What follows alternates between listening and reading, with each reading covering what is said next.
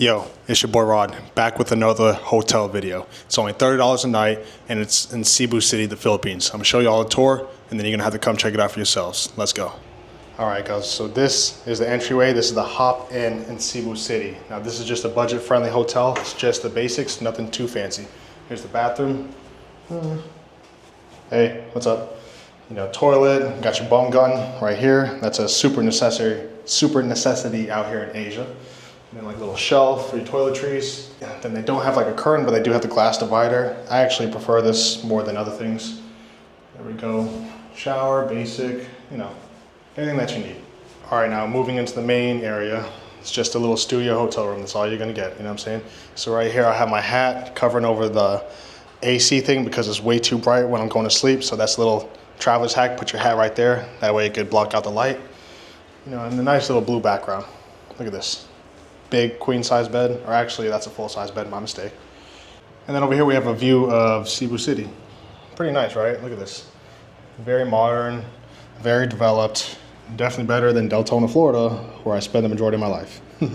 Then right here you got your little desk workspace area. So I got my backpack, 2 shelves, and I really like this. They have a hanging rack with 4 hangers. And what I do is I wash my clothes in the sink with some detergent, and then I put like a towel right here on the other side, and then I let my clothes dry. So I'm actually gonna get 4 more hangers since I usually wash 8 clothing articles at a time. And then right here we have the TV and then some glasses for drinking water. Basically, they have a water dispense right by the elevator where you can go and get water for free. Like I said, it's nothing too fancy. Then you got your safe right here. So basically the first time that I stayed in a Hop Inn was in Bangkok, Thailand, over by Anut BTS station. And like I said, this is just a great hotel if you're traveling on a budget. I've seen many people from all around the world staying in this hotel in Cebu City. And I think it's a great location too.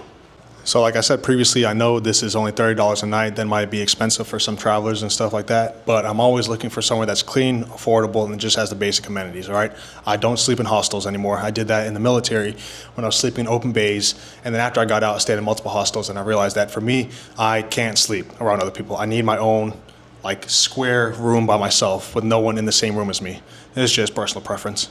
Another tip is that if you are a young traveler, I would say 35 and younger, just go ahead and try a hostel, check it out if you can. Personally, it's not my thing anymore, and I noticed that the older you get, you just need your solitude, especially when you're going to sleep. I have seen hostel travelers that were like 50 years and plus. I don't know how they do it. I just can't do it. I don't know. I'm not gonna BS you guys though. The biggest drawback about this hotel, and I saw the same thing in the Anut location in Bangkok, Thailand, is that this TV is not a smart TV. Like, for instance, I mean, what, are we living in the 90s? What are we doing? I know this hotel brand can afford smart TVs, but I guess they just want to stay on the cheaper side. Although I think that by 2030, I think every hotel franchise should have a smart TV with Netflix and YouTube. And if you don't, you live in the dark ages. Also, as someone that's been to 36 countries, I consider myself an amateur traveler, somewhat in the intermediate travel scene. But just remember this, all right? The less you bring with you, the more you can do, the more you can see. I used to travel with a duffel bag, a roller bag, and then a backpack. That is dumb. I don't need that many clothes. I just didn't even use it all.